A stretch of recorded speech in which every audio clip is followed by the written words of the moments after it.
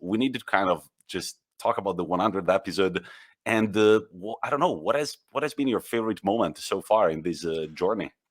There's been a lot. I think any of the interviews and guests we've had on have been amazing. But I think the first one where I was like, oh, this feels big, was when we had Filippo Giovagnoli from Dundalk, because it was like an active manager in the game. He'd been up against Arsenal. It was like, it felt like a really big moment. And like when he was coming on, he was a little bit late. Do you remember? And we were just like, oh God, what if he doesn't turn up? Like, what are we going to do? And like genuinely nervous, thinking, why would he come on the pod anyway? Of course he's not going to turn up. Then he turned up. He was a great guy. It was a great interview.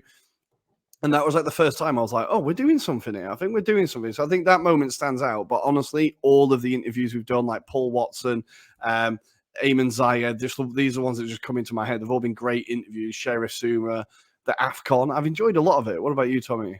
Well, yeah, no, I remember Filippo Giovagnoli. Of course, listeners, you can go back to season 1.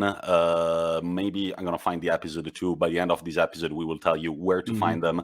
But Filippo Giovagnoli was actually a lot of fun. And I remember when he pissed out and it was only me and you on the call, we were just like, fuck it, we've done it. It's done. And that was beautiful. There was because he's Italian, there was really the Anglo-Italian connection. He's Italian. He was coaching Dundalk at the time, your mom's town.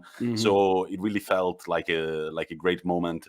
I really, really enjoyed the Paul Watson interview as well, but also Titi Odell, when he was going to pick up his son from volleyball practice, I want to say.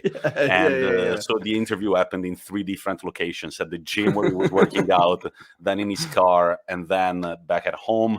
All of them have been a lot of fun, but I want to say one of the funniest moments was seeing the mass of people that reached out to us from Iran when we did the Ayman Zayed interview.